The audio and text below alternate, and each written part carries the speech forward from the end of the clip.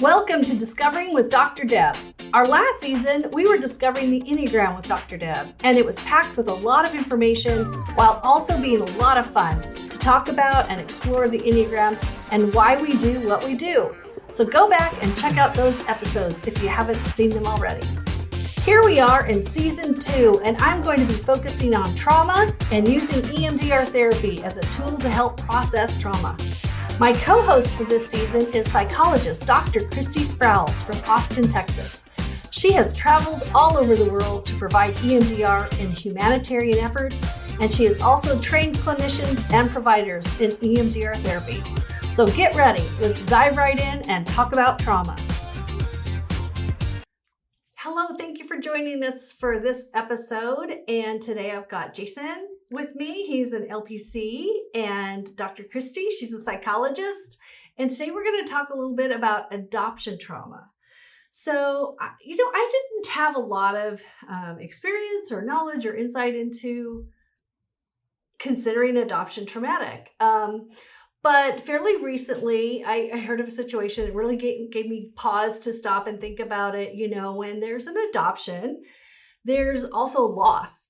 So sometimes the birth family doesn't keep the child, they give the child up for adoption. So there's loss there, first off. But the adopted family, often they weren't able to have biological children of their own. And so there's a loss of being able to reproduce within their family. And so they look to adoption. But then also for the child that's adopted, they, were in womb with this different heartbeat, and then they're into this world. And so often we just celebrate that, like, yay, good for you, you got adopted. But there's also loss. And it happens too with foster children. We celebrate that they got placed, but there's still loss. So I just wanted to kind of open up the dialogue today, talk about that a little bit, about being able to hold really at the same time the loss as well as the love for what they do have and what they do appreciate. But I think so often the loss part is just unresolved grief. We've kind of talked about unresolved grief before. I just wanted to talk about that a little bit. And so Jason, would you feel free to share as much or as little as you want, kind of about your story, and because I think it'll be helpful for folks Sure. to listen to. Okay. So I was adopted at birth. Okay. So I didn't have that story of like I was bounced around in foster care or anything like that. But, my Arkansas is actually a closed adoption state. I don't know if you guys are familiar with that, but that means that you have no rights to your records whatsoever if the birth mother wanted it, or the biological mother wanted it sealed.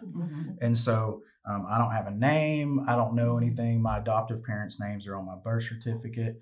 There's a little spot if you get a copy where you can tell they've covered something up down here, Okay. But so anyway, so I have no knowledge of biological family. It makes filling out paperwork at doctor's offices a lot quicker. No family history.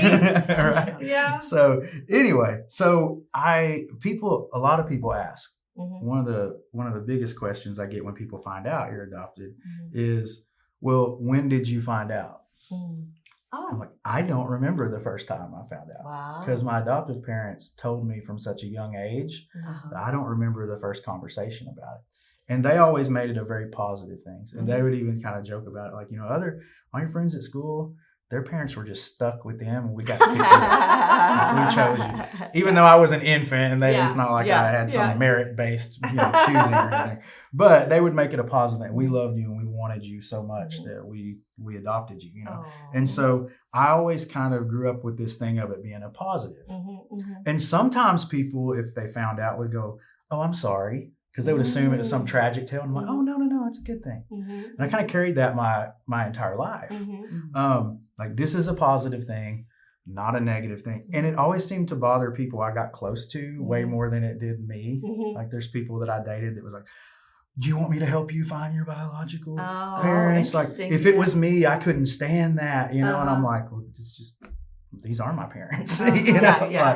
But I had been struggling with some anxiety and depression, and this is before I was a therapist. I went to see a therapist, And she was one of those that just used the notepad excessively. Just, and I mentioned that I was adopted, and she's, tell me more. And I was like, well, that's not what I'm here for. That's a positive thing for me. And she's like, oh, okay. And she kind of moved on. And then the next session, she's like, I want to go back to this adopted thing. And I was like, why? I told you it was a positive thing. She's like, well, let me just kind of educate you a little bit about that. And talked about, there was some twin studies where one of them stayed with biological parents and the other was adopted out, different things like that she kind of informed me about, that there's abandonment issues, there are trauma. It's kind of like what you were talking about. You're connected to your biological mother. Right. You breathe through her body. Right. Yeah. You feel her heartbeat. Yes. You know exactly what that sounds like. And when you're a baby and you're held by your mother, you have that same sense of comfort. Yes. Even adopted at birth, there's this period where before my parents took me home, like here I am probably just laying in with it. And this is the 70s. Yeah. They're probably like, just let them cry. I don't know that. Maybe it was wonderful nursing staff. Maybe it was better then. I don't know. I can just see like, oh, that's the kid whose mom's already been checked out. I don't know. I don't know what it was like. But you don't get that same connection. Sure. Yeah. Sure. And I never realized that was a thing until she told me that. And what I came to discover, and I told this therapist, was I feel like if I have a problem with that, it's like a slap in the face to my adopted parents. It's like a betrayal. Yes. Because they always made it such a positive thing. I love them so much. course. Like, how could I have a problem with this? It's a positive thing. That's what they told me my whole life. And I had to come to realize that it can be both and not either or. It's not a black and white issue. It's both at the same time. So I tell clients all the time, in a variety of different issues, there's two sides to every coin. And we're taught to always like, let's think positive, look at the heads, but we never address the tails. And that was the case with this, is that I never really addressed that some of my issues and some of my anxiety can just be from not having that, that connection. And felt like I was left maybe alone a little bit as an infant. And so that's kind of the gist of my story. I will say that this is fascinating from an EMDR aspect. One of my personal EMDR sessions when I was doing EMDR therapy. And, here's this debate of real memory or just because I know it happened, did I make it up in my head? But it doesn't really matter. I actually went back to seeing a young lady hand a baby to a nurse and then walk away. In my EMDR session. And I knew what that was. But then part of me actually, this might sound wild to some people, part of me wonders if it actually is a real memory, because we don't think we can remember as an infant, but we got eyes and we have ears, and we see and hear and experience that. It may just be in somewhere that we are unable to recall. That's and maybe the EMDR brought that up. But whether or not it was just I knew that, so I fabricated, it doesn't really matter. But it came up. Right. And that was a very healing part of EMDR for me on that. And I never really looked at it as trauma though. Right. Yeah. And in some ways it's still hard for me to call it that now. Like trauma. And here's another thing with that. So even acknowledging that it's okay for me to feel some abandonment issues, things like that. And it has affected me in relationships and things like that as an adult. It's pretty obvious when I look back on it, but I didn't know it at the time. Right. So, but I always felt like even if I can acknowledge that being adopted has some issues with it, I didn't have it as bad as other kids who didn't get adopted till they were older. Or maybe got taken away from parents at an older age in foster care and all this. Yeah. So I have a problem with that of comparing like, I don't deserve to feel this because I didn't have it as bad as somebody else. Because like I said, I won the jackpot on if any parents could adopt me, I got the ones. You know? You hear horror stories of people who get adopted and then suffer abuse in an adoptive home or a foster home. That was not my experience at all. They are great, wonderful, wonderful parents. So I, in some ways, kind of compare that too, of like, I shouldn't have a problem with it at all. I think you've even said to me, like, what did I do to deserve such great parents? Yes. You know, but what the analogy, me, I'm Mr. Analogy. The analogy I use is if I was laying in a hospital bed and I had a broken arm and the nurse comes in and says, pain scale, what's your level of pain right now? And I'm like, oh, it's a 9 or a 10. Like, it hurts really bad. I need something. And she just looked at me and said, that can't be true. I would be like, what a rude nurse. Like, Yeah, this is my yeah, pain. yeah. And if I asked her, like, why would you say that? And she said, well, the guy in the room next to you has 2 broken arms and a broken leg. And he said his was a 9. Yeah. Therefore, yours can't be. That's a good analogy. Yeah. And so I don't have to compare myself to people who may have had it worse growing up. Good. And just because I was an infant and went straight to a loving home doesn't mean that can't hurt just as much as, whatever. So that's kind of my story and how I view it. Yeah. So, yeah. Well, you've, again, worked all over the world. No, but I know quite a few people that, in fact, we've got some referrals for people that were, adopted at birth from other countries and grew up in the U.S. Gosh. So I can imagine that that's going to be part of their story. That's right. And not only that, but then trying to find where do I belong? What's my identity? Like you were fortunate to be able to kind of have that identity, but I think sometimes, especially if there's a cultural difference, that may be part of it. Do you want to speak to that a little bit? Well, I can. Several cases come to mind, but I sort of had in mind to talk about this one case that for me, this was an adoption gone wrong. All right. And the way that she suffered as a result.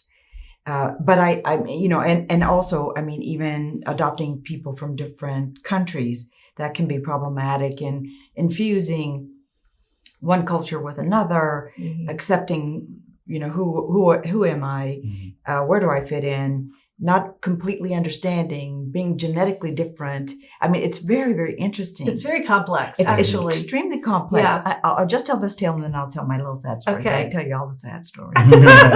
But I went to a play in Austin, and you were talking about Austin being, keep Austin weird. Pretty much the whole nation has heard about that. But I went to a play all about cultural identity. And so everybody was there. They were all different colors, all different shapes and sizes, all different. Everything you could imagine. Diversity. Right. And different, countries. What going, but how they identified themselves was fascinating. So an African-American woman says, I identify as white. I had other people, I identify as, Black. I identify as Chicano. I identify as Latina. It was just very interesting to see what did they choose to identify as, because maybe they had one, African-American parent, one white parent, or one Asian parent, one, whatever you would think about. And how they looked had nothing to do with how they identified. I thought that was fascinating and powerful. I was like, oh my goodness. And anyway, so holding all that in mind, there's that. But, and I love, international stuff, but can't help it. But this woman was born and adopted immediately, taken home to the family. And they, the parents weren't feeding her, and they weren't feeding her enough. And so she, the social workers came to check on her, and they almost took her away for failure to thrive. Failure to thrive, for those of you who aren't in the business, means that you're dying because you have not had enough attention or food or whatever it is requires. We require touch. We require holding. It actually builds our neural network when our parents hold us. That brain goes into this brain that being held, and creating that brain, starting to develop neural networks. So you can imagine you kind of actually do die. Your brain goes dead, right? If it's not getting any way to learn how to build. Find that fascinating also. But in my mind, I was thinking, why would you adopt someone if you didn't plan on taking care of them, right? Right. And so she had the adoptive parents, but they were not nice. They would prepare meals, and they would give the children, here's a little one little tiny potato, and you get a pine potato, and you get a chicken wing, and you get a chicken wing. And we're going to have this whole, half chicken over here, and we're going to have a half chicken. And they'd say, I'm hungry. And they go to bed. Okay, so this is an adoptive child. And you grow up in that home. What do you think happened? She developed an eating disorder. She wanted to eat. She'd go to her friends' houses and just go to their pantries. She was starving. Yes. Not just physically, but right, in every possible way. Mm-hmm. So, but the beauty of it, okay, long story short, and lots to work on. She also, because guess what you want? You want attention, and you had needs and everything. And so she had some sexual assaults and, just all kinds of things from not getting the love and the nurturing that we do deserve as children, as babies, as humans. Long story short, we got her through all of her past and into the present where she was binging and purging and to a healthy place and to a place where she could love herself. She felt like she was still a devoted daughter, even though, and this is in her faith, she believed that, I'm going to still go visit Mama, even though she's still mean. And even though, she did all the things that she did to me, but we were able to get her to a place of forgiveness. We were able to get her to the place of acceptance and self-acceptance and thriving as a person, as a woman, as a mother, all that. And so that's a part of what, when you do your thing on grief, when you do your podcast on grief, it's like, I really do believe that there's things that we can get to. And if we can unwind it with EMDR, that you really can heal. How do you heal from that failure to thrive? That just breaks my heart. I see those movies. I don't know if you guys have seen them. You might be too young. But it's of the babies that had been given up for adoption and they weren't touched. Have you seen that movie? Everybody's seen it as a therapist, maybe? I've heard of it. I've Right, heard it talked right. about in class. Right. Oh my gosh. Right. I saw I video didn't watch of it, and these children are screaming and Right. wailing, and Right. their sadness and the sorrow. I mean, and then they'd slump over and just be crying. Right. I mean, it kills me. Yeah. That's what happens. Yeah. And that's what happened to this poor lady. So anyway, the good news was we got her to a better place. Right. And Right. to be able to love herself Right. and to live her life. Yeah. And, but gosh, Oh, There's well, I all haven't kinds- had any of those stories. Most of mine have been, some have been positive, adopted maybe from foster care or private adoptions. I think the ones I've really worked with more closely, they were positive adoption experiences, but still a struggle with helping, the adopted child find their place. Maybe it's a different race than the adoptive family. And I have one family I've worked with closely for many years, and they've done an exceptional job trying to help provide different racial and cultural opportunities for the children that are, so that they have people that they can look up to for mentorship and things like that, which is so important. Yes. Because like you said, you get to this place where there is that loss, and then there's also grief, because what if the circumstances that they were removed from the home is just their shame? Of course, is it the child's fault? No, we all know that that's not the child's fault. But maybe there was some criminal activity, substance abuse, alcohol, or whatever. They were removed from the home, and so they wear that also. There's this shame that I even was in this situation, like they could have prevented it. So that's important to kind of help them find that voice. Yes. Find that Yes. voice. I mean, they want to so much be a part of the new family that I think sometimes we fail to do a good job of processing that other stuff. And I do know sometimes too, adoptive families may struggle letting us go there with them because they kind of want to go, that's in the past. Yeah. That's in the past, and we're going to love them. And heal them. I often say, you can't always out nurture nature. That's That good. DNA is there, Yes. Yeah. So let's work with it. You know, let's work with that. I like that thing. So they have a healthy, Keith's heard me say that a lot. So they have a healthy identity then. Yes. And they can take all of it in and Yes. have that healthy place. That's right. Yeah. Can I speak to that shame part? Absolutely. Of it? Okay. Please do. So, I said Arkansas being a closed adoption state. Yeah. But one thing that my adoptive parents always told me is when you turn 18, if you want us to help you, because there are ways, like now we have DNA tests and stuff. Yeah. You can find distant cousins on Ancestry. 23andMe. So easier than it's ever been. You're going to find some family member and start putting puzzle pieces together at some point. But back then it was like, you can hire private investigators to sneak a peek at, the Department of Vital Records and pay a source in there. There's ways to get around it. And my parents were always like, when you turn 18, if you want to, we will help you. Oh. But I never have, I won't say that I don't think, and I still think about it. But this might shed some insight onto why I personally never have. And it speaks to that shame part of it. Is I can have a romanticized idea in my head of what happened.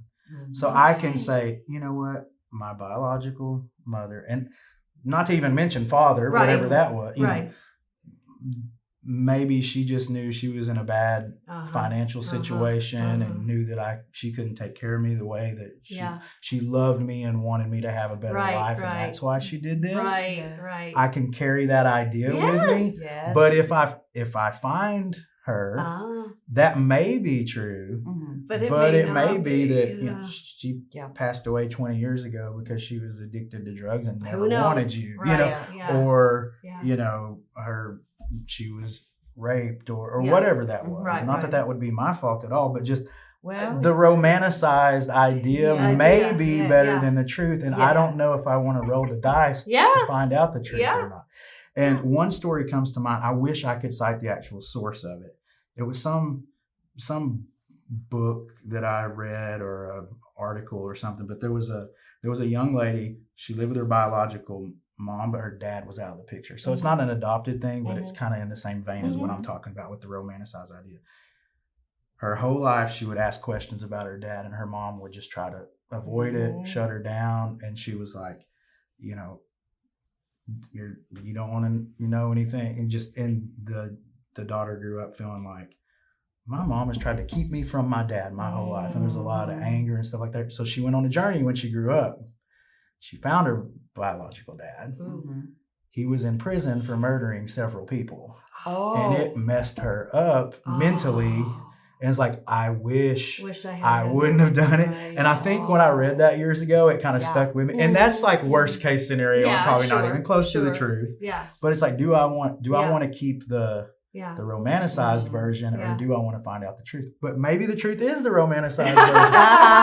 And my parents couldn't have kids, and that's why I'm adopted. So there's no siblings. And that's the one thing that gets to me, is like, because I don't know what that sibling idea is like. And like, what if I have half brothers and sisters, or even whole brothers and sisters out there that I don't know about? So it's this constant kind of battle in your head. And it's not like every day I struggle with it, but it pops in my head from time to time, and I go like, should I just go to Ancestry.com and find out? And then I'm like, nah.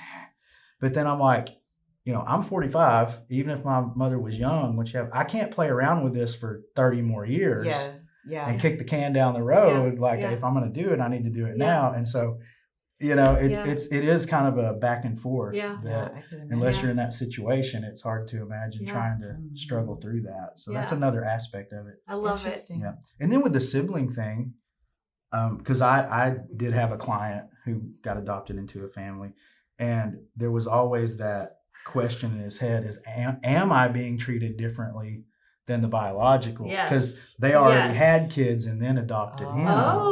And it was little things like if he got, how all siblings do, he did it, and then they get on to him. And when that would happen to him, he'd be like, they're just automatically taking the biological. And that's something I couldn't imagine even having to think about. Like, I never have to wonder that. But you could see how that would really, and it may or may not be true. Sure. But in their mind, they have to go through struggling with wondering that is, am I being treated differently?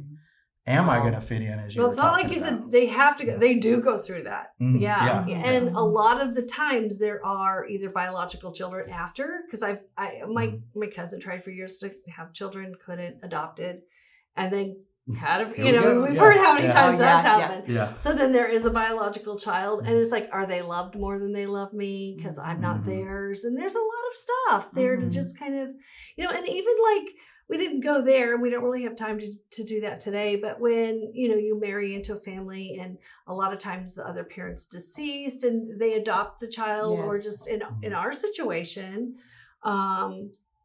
Keith and I both had, children, and we didn't adopt it, but we raised them together, Yes.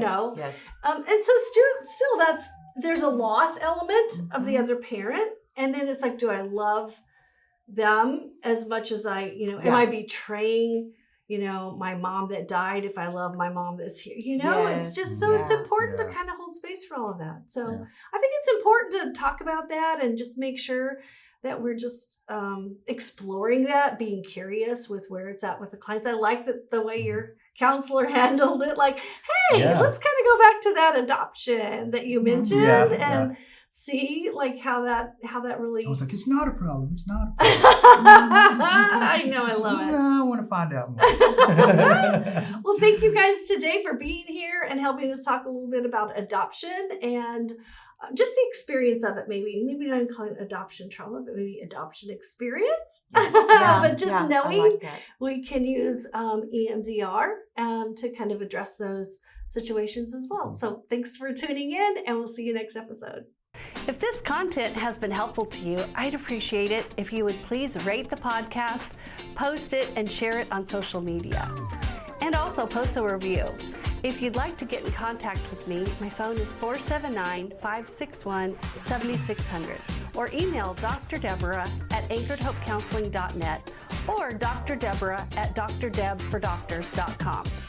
Our website at www.anchoredhopecounseling.net has some useful information, and you can also reach out to me through the website. Remember, you are enough just the way you are, and you are loved.